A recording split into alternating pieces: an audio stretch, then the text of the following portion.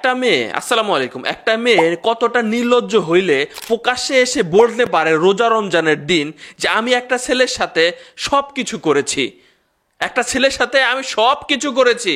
কতটা নির্লজ্জ, কতটা বেহায়া হলে সে পুরো এলাকায় বলে বলে বেড়াইতেছে।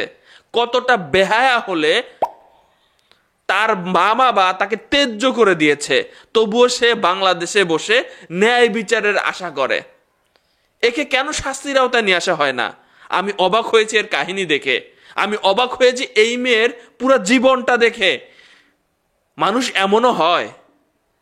প্রেম করেছেন তিনি ইমন নামের একটি ছেলের সাথে, ইমন তাকে ভরসা দিয়েছে পবিত্র গ্রন্থ মাথায় নিয়ে, আমি তোমাকে ছেড়ে যাব না, আমার বাড়ির লোকজন যত কিছুই বলুক আমি তোমাকেই বিয়ে করব, তোমাকে ছাড়বো না, তুমি যেভাবে কাবিন করতে বলবো আমি সেভাবে কাবিন করব।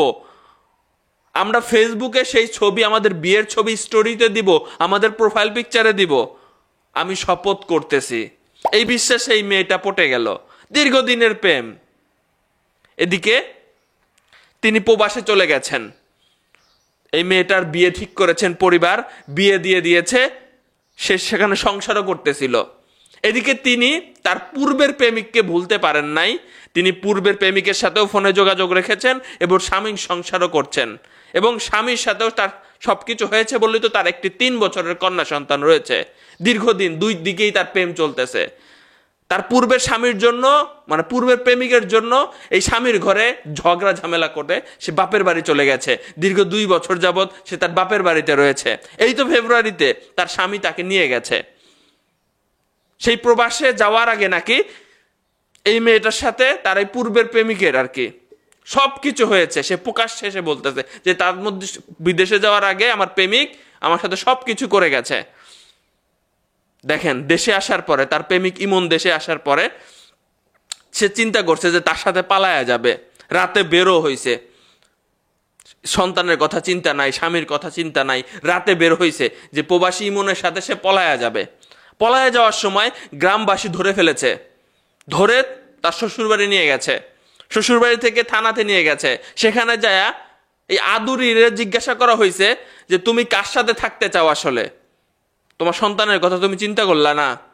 আদুরি তখন বলেছে আমি ইমন রে চাই, আর আমার সন্তান আমার স্বামীর কাছে থাকবে, আমি এই স্বামীরে ডিভোর্স দিব, আমি আমার ইমন রে চাই। তখন প্রশাসনের লোকজন তার কথার গুরুত্ব দিয়ে তার স্বামীর সাথে তার তালাক করায়া দিল এবং একটি শর্ত দিল যে 3 মাস 10 দিনের মধ্যে, অর্থাৎ একটা নির্দিষ্ট গ্যাপ যেহেতু পালন করতে হয়, 3 মাস 10 দিন পরে ইমন এই আদুরিরে বিয়ে করবে 1 লক্ষ টাকা কাবিনে। এরকম একটা স্ট্যাম্পে ইমন রে সই নিল পুলিশ প্রশাসন। ওকে, থানা থেকে বের হয়ে 1 ঘন্টা যেতে না যেতেই ইমন বলল যে আমি একটু আসতেছি, তুমি দাঁড়াও। এই বলেই ইমন পলায়া গেছে। আম সালা দুটোই গেল। মেয়েটি পুলিশ 999 ফোন দিছে, 999 ফোন পাওয়ার পরে তাকে ভিকটিম সাপোর্ট সেন্টারে নিয়ে যাওয়া হয়েছে এবং সেখান থেকে সে ছাড়া পেয়ে এই ছেলে অর্থাৎ প্রেমিকের বাড়িতে যায় অন্নশন দেওয়ার চিন্তা ভাবনা করছে। প্রেমিক তো এদিকে উধাও। কতটা নির্লজ্জ, যে বললাম কতটা বেহায়া হতে পারে এই দুইটা। পুরো গ্রামবাসী বলতেছে যে এই দুইটারেই ধৈরা আচ্ছার উত্তম মাধ্যম দেওয়া হোক, দুইটারই শাস্তি হওয়া দরকার। এই মেয়েটা তার পূর্বে প্রেমিকের সাথে সম্পর্ক রেখেছে, স্বামী থাকার পরেও তার সাথে সম্পর্ক বিদ্যমান ছিল এবং তার সন্তানের কথা সে চিন্তা করলো না। খুবই দুঃখজনক একটি ঘটনা।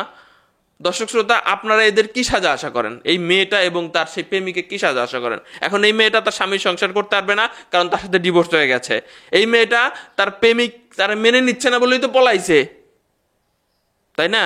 প্রেমিকের সংসারও তার হচ্ছে না। এর জায়গা কোথায় হওয়া উচিত? বাবা মাও এর ত্যায্য করে দিছে, এর আর স্বীকার করে না।